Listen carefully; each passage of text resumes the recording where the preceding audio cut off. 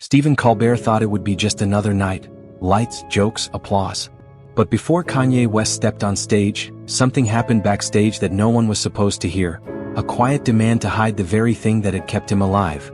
A cross, a belief, a silence that carried weight. What followed wasn't a clash, it was a revelation. By the time Kanye stood up, nothing about the show or its host would ever be the same again. Oh, and before we continue, tell us what's the one thing you love most about Kanye West? Let us know in the comments. It was a regular Tuesday at the CBS studio. Lights adjusted, cameras calibrated, scripts triple-checked. The audience had already begun lining up outside.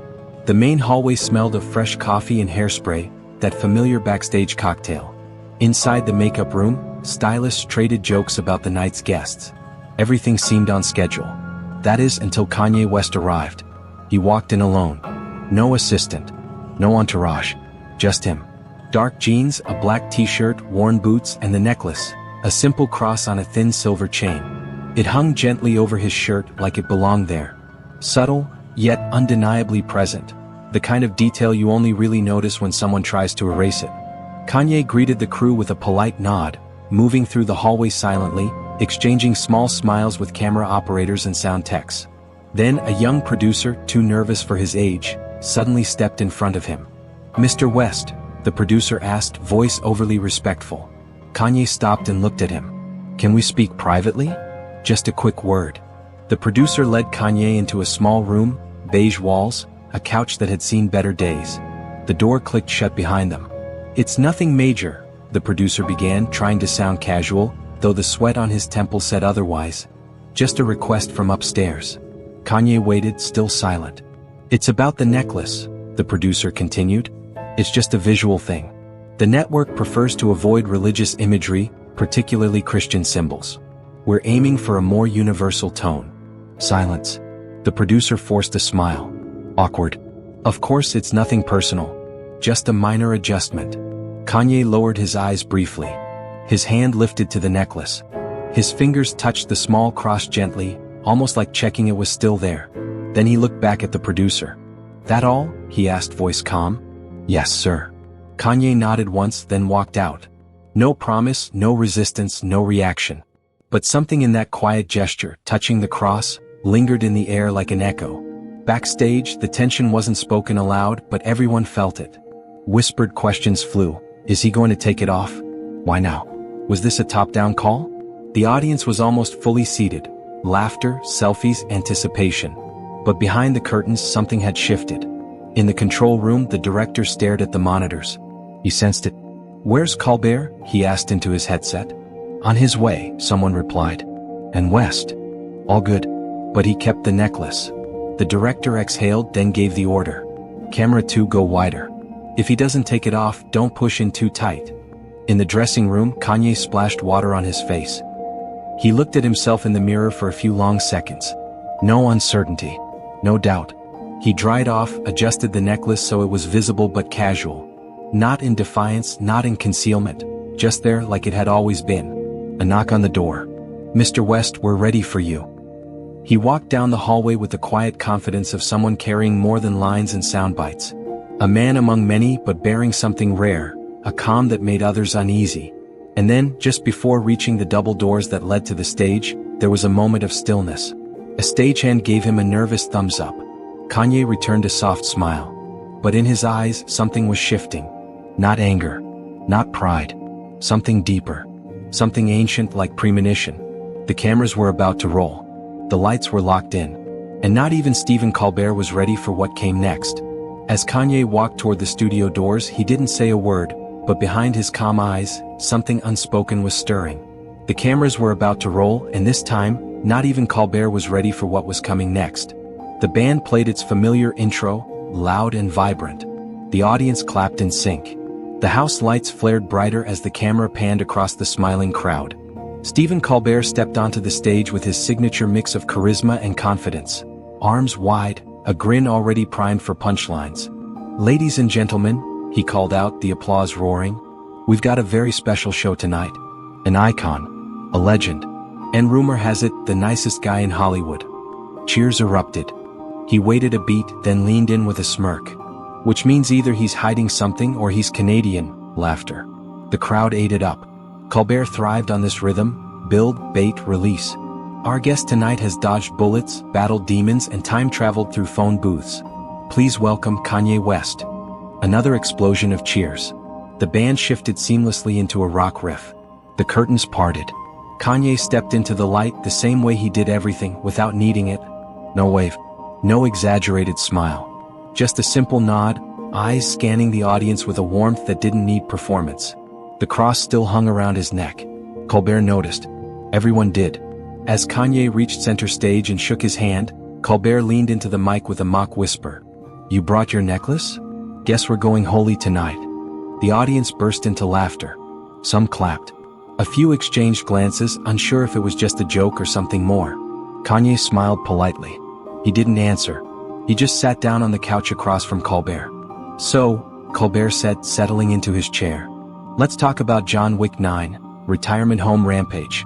Is it true you do all your own stunts, even in orthopedic shoes now?" More laughter. Kanye chuckled softly. "I haven't slowed down yet." "Oh, we know," Colbert replied, mock sincere. "Every time you punch someone on screen, an angel gets its wings." The rhythm was fast, easy, familiar.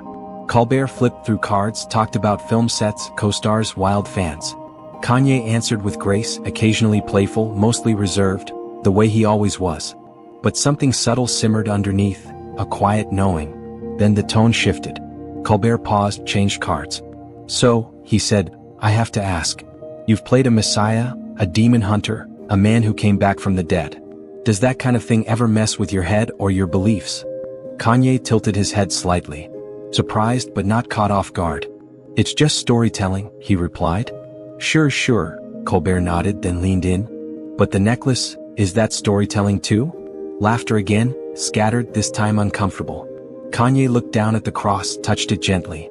"No," he said simply. Colbert let the silence stretch for half a beat too long before covering. "Just curious," he said, smiling tight. "We try not to get too spiritual on the show. Wouldn't want to lose the atheists." More laughter. This time thinner.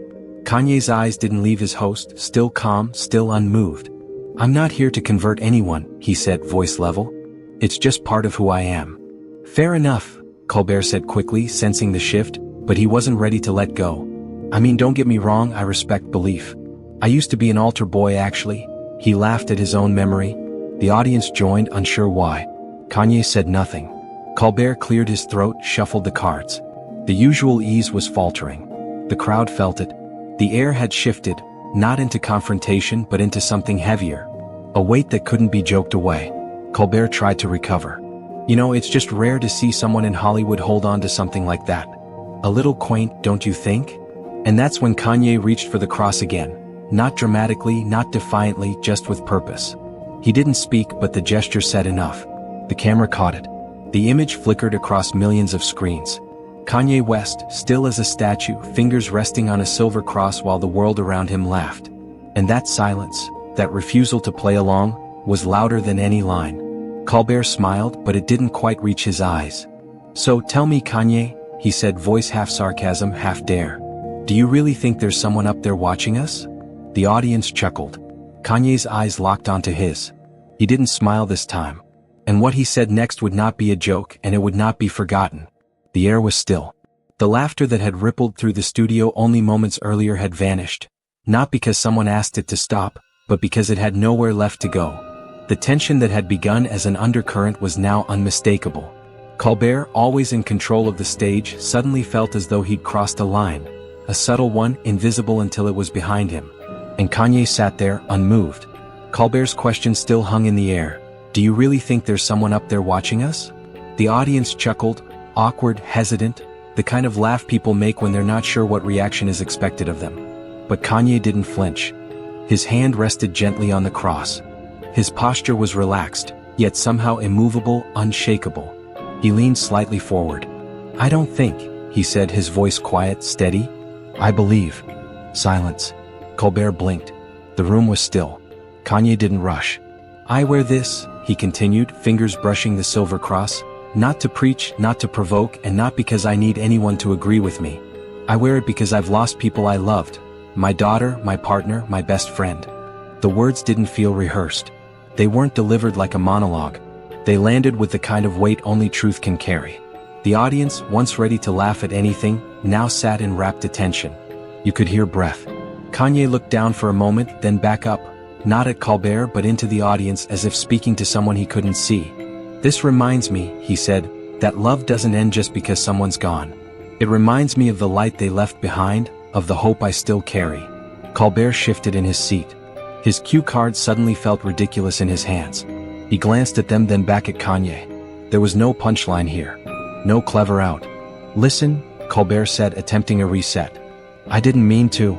But Kanye raised a hand gently, not to interrupt, but to redirect. "It's okay," he said softly. "You don't have to agree with me, but I shouldn't have to hide this to sit here." He tapped the cross once gently. "If I have to hide this part of me to be welcomed here, maybe I don't belong here." A few people in the audience gasped. Others exchanged glances. Some nodded slowly. It wasn't outrage that filled the room. It was understanding. The kind that creeps in through the quiet. Colbert forced a smile, but his usual charisma had faded. "This is a comedy show," he said as if reminding himself. Kanye nodded. "And I came here to be real." Another silence. A long one. Then Kanye reached up, unclipped his mic from his shirt, and placed it gently on the table between them. No anger. No drama. Just decision. He stood. "I didn't come here to be tolerated," he said. "I came to be real." The audience didn't move. He turned and walked off stage. The camera still rolling. The set lights glaring down on an empty couch. Colbert sat frozen. The band didn't play. No one cued a commercial. For the first time in years, the show had no idea what to do next. And behind the scenes, in control rooms, in green rooms, in the flickering monitors of social media feeds, something had already begun. What no one in that studio knew yet was that the moment Kanye West walked off stage, the real story had only just begun.